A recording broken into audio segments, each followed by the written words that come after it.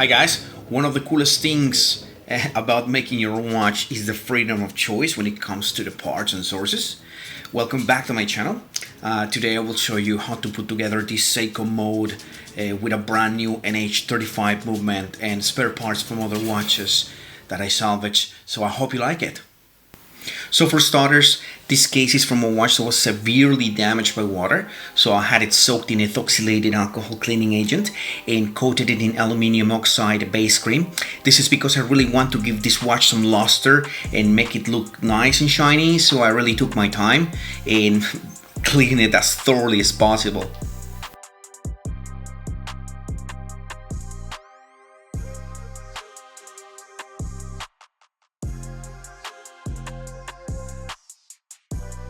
The movement is an NH35 with a date complication. I removed the rotor because I don't like the default design, so I either use one coated with carbon fiber or a laser engraved version from my good friend Clockwork Modes. The link is available in the video description if you want to visit him. I recommend you to have a look at his Instagram because he really does beautiful work with Seiko bags and rotors.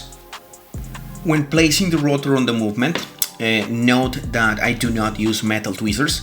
This is because I want to avoid nasty scratches. It just takes a couple of turns and minimal pressure with the screwdriver and the rotor is done. It's very safely installed.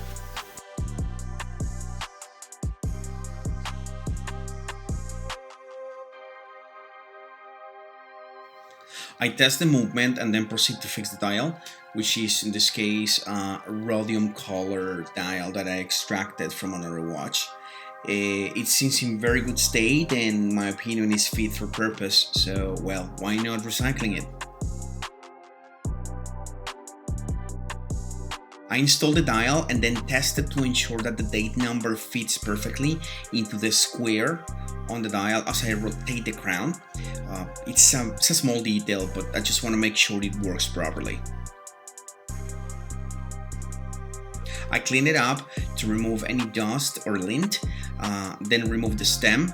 And guys, please keep in mind the release mechanism for the stem that I am highlighting here. We'll get to that later and why it's an important part in the process.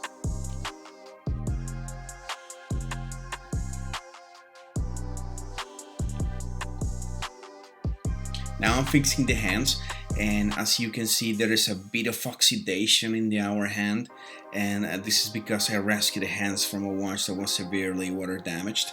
The hands are fine. They're gonna work, they're gonna do just fine. As always, it is best practice to ensure the hour hand is at 12 and the minutes at 30 to ensure full alignment.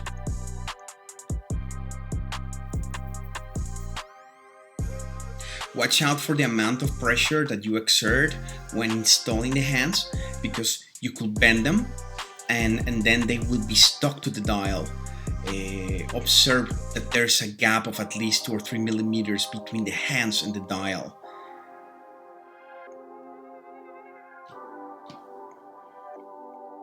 Now install the second hand. It's a custom hand in the shape of a trident. It takes the watch to a whole new level in my opinion.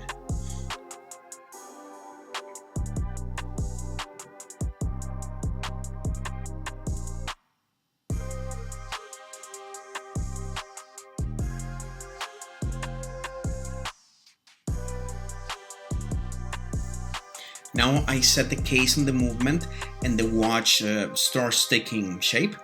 There are residues of the polishing cream and well, we'll take care of that at the end.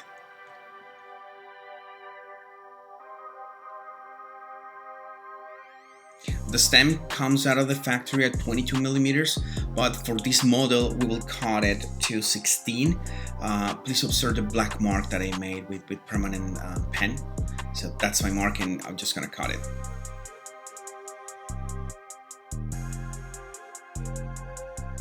I screw the crown to the stem and now it's ready to install.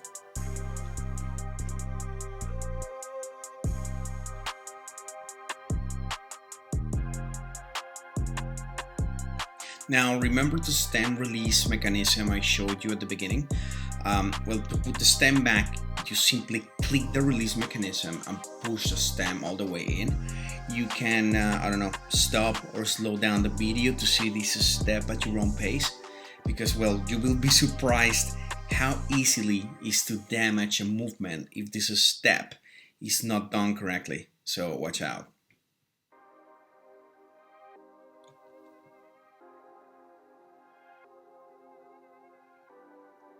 I clean up the movement with an air pump and is now ready to close. So after I'm done with the O-ring, I will set the case back to close the watch tightly.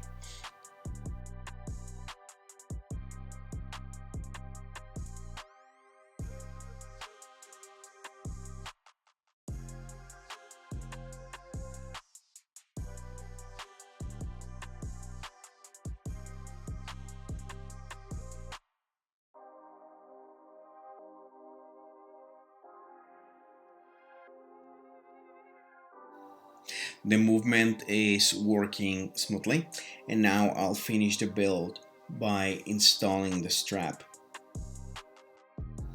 The lugs are 22 millimeters, and I have selected a nice vulcanized rubber strap with a nice rose gold buckle, which I think will give a nice look in combination with the case. Personally, I don't like metal bracelets. They give me rashes and are not really appealing to me. But well, we'll have different tastes, so I guess you guys can put up a metal bracelet if you like.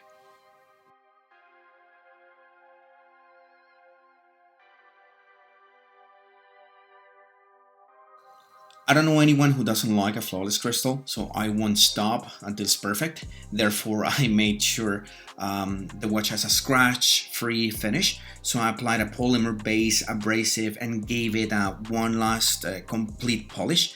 Again, I will give you a few links in the description of this video so you know where to find these cleaning products.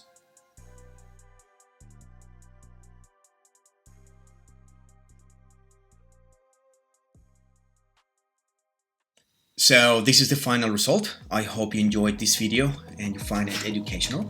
Let me know in the comments what kind of watches you would like me to assemble next. Don't forget to subscribe and follow me on Instagram to have a look at my designs and ask me any questions about watchmaking. See you at the next build.